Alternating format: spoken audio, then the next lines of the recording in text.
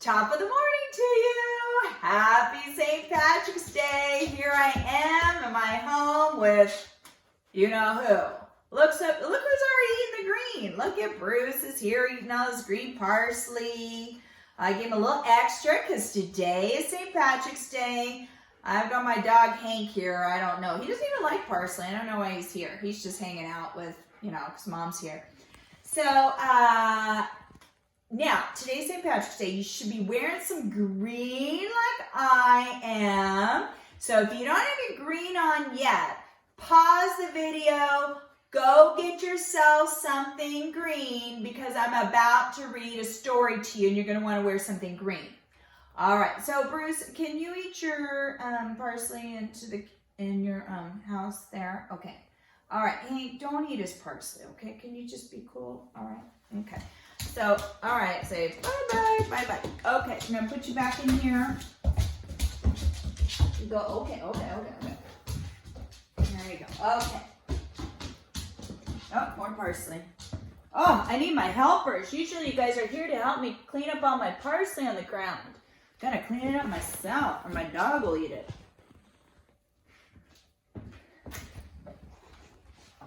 All right, I'm back. Okay. Sit. Okay, we're gonna read a story. Just shh. Yeah, this is how I am at home. This crazy dog and his friend Bruce. Anyways, so let's get to our story. Oh my. All right, I hope you're wearing green. Like I said, St. Patrick's Day. Now, we celebrate St. Patrick's Day because a long time ago, a lot of Americans came from Ireland and they like to celebrate Ireland, and Ireland's all full of just beautiful green. It's, home of the leprechauns. You know how I feel about those leprechauns. I'm not so crazy about them, but that's another story. Also, potatoes, which potatoes are great because we were going to do our potato chip tasting, but maybe if you have potato chips at home, you can have a little nibble or something like that. That'd be a good treat. So I'm going to read to you Jamie O'Rourke and the Big Potato. This is an Irish folktale, meaning it's a story that's been told over and over again. And you're going to learn a little bit about Ireland, a little bit about St. Patrick's, and maybe a little bit about leprechauns. So here, let's read it. So here we go. Here's our title page. Jamie O'Rourke and the Big Potato, an Irish folktale retold, so it's been told over and over again, and illustrated by Tommy DePola. Jamie O'Rourke was the laziest man in all of Ireland. He would do anything to avoid working, especially if it had to do with growing potatoes. So lazy. Jamie O'Rourke, his wife Eileen would say, "We'll have nothing to eat this winter if you don't go out and dig up the pratties." Pratties is another word for potatoes. "Oh, the saints preserve us," Jamie would whine. "Me back's as sore as can be. Sure as I'm telling your wife, you'll have to dig them up yourself. I'll break in two if I so much as get up out of this bed." So Eileen, who had done all the planting and watering and weeding anyhow, would go out to the tiny garden and dig up the smallest potatoes in Ireland. All because Jamie was too lazy to dig a larger garden and had no money to buy good potato seed. Look how tiny those potatoes are. They're not even big enough for the mice that were in our classroom. Then poor Eileen wrenched her back and was laid up in bed. St. Bridget and the Virgin Mary herself must have smiled on Eileen O'Rourke. The village women said, "Why, it's the first rest she's had since she married Jamie O'Rourke." With Eileen in bed, Jamie began to worry. No Eileen to dig meant no pratties all winter, and no pratties meant no food. "Oh, poor me," wailed Jamie. "I'll starve to death. I'd best go to church and confess to Father O'Malley. There's no telling how soon old Death will be knocking on me door. So, even though it was midnight, Jamie set out for the church. He was about halfway down the hill when he heard singing and a tap, tap, tapping sound. Ooh, I wonder who it is singing a tap, tap, tapping sound. Oh, why don't you tell someone in your house, or maybe it doesn't even have to be, it could have 4 legs. Who do you think that is? What could it be? All right, keep that in your mind. Let's see if you're right. Sure, and I wouldn't be knowing, Jamie whispered, but I swear it's a leprechaun. And sure enough, sitting in a circle in ferns in the moonlight was a leprechaun singing and hammering tiny nails into the heels of the fairy boots he was making. Jamie knew just what to do. He crept up and grabbed the little man by his coattails and held firm. Let me go, let me go! The leprechaun shouted. Not on your life, Jamie said. Not until you show me where you keep your pot of gold. Ooh, pot of gold.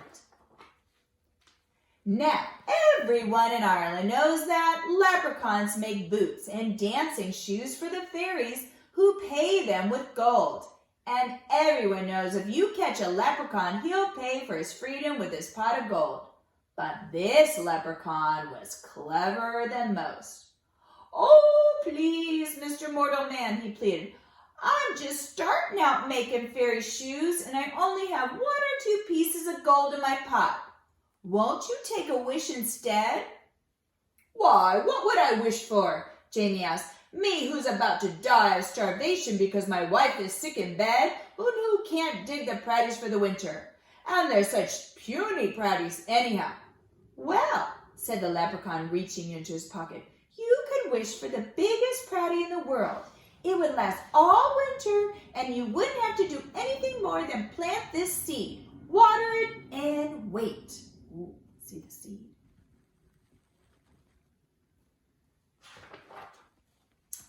That sounded wonderful to Jamie.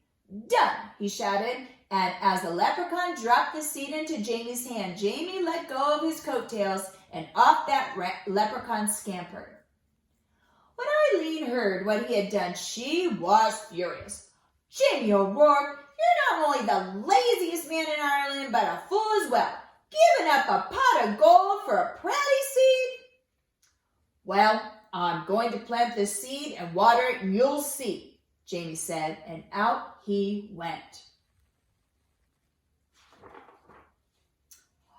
And faith, Eileen did see. In no time at all, the biggest, finest potato plant had sprouted out of the ground, followed by the potato itself. It was so big, it pushed up not only all the dirt in the garden, but the garden shed and the corner of the cottage as well. Well, surely now it's ready to dig, Jamie said proudly. That is a super huge potato.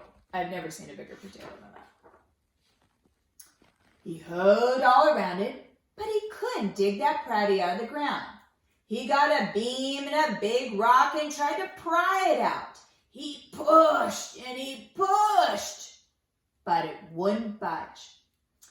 As he was pondering what to do, his neighbor passed by on his way to the village. He couldn't believe his eyes. He couldn't wait to tell everyone in the village what he had seen.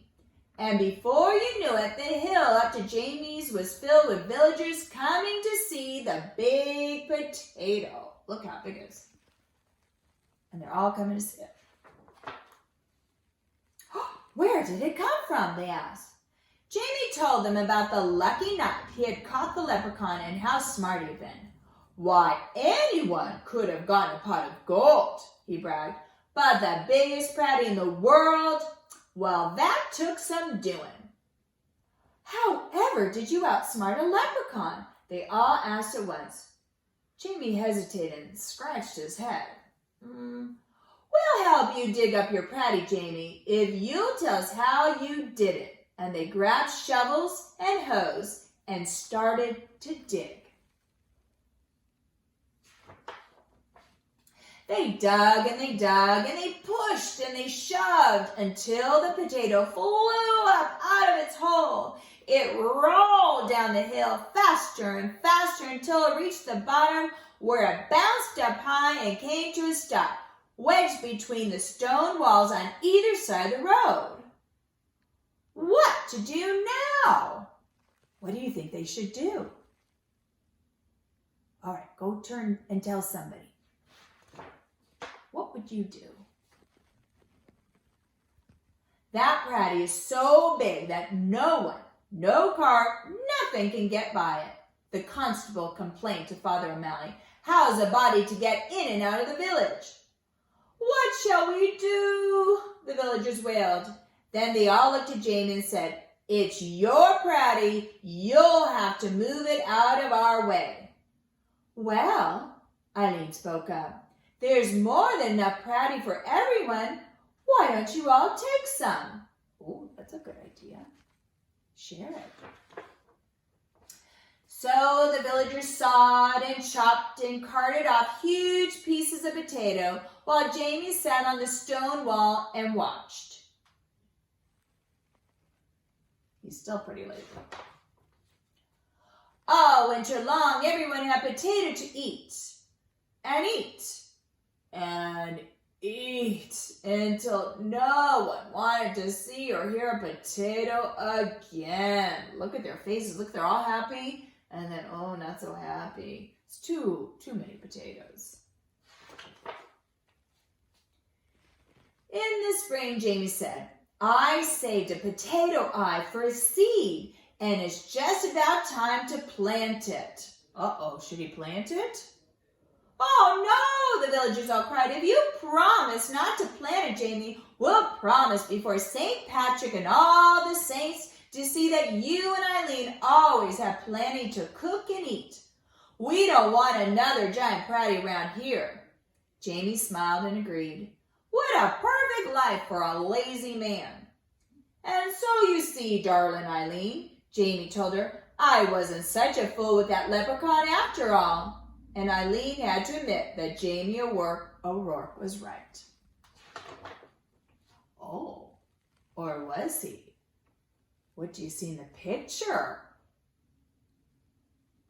So my question to you, what would you rather have? Would you rather have the biggest potato in the world or the biggest piece of chocolate cake in the world or a pot of gold? All right, now that could be a good question. Why don't you talk about that with me? And why? Why would you want to have that?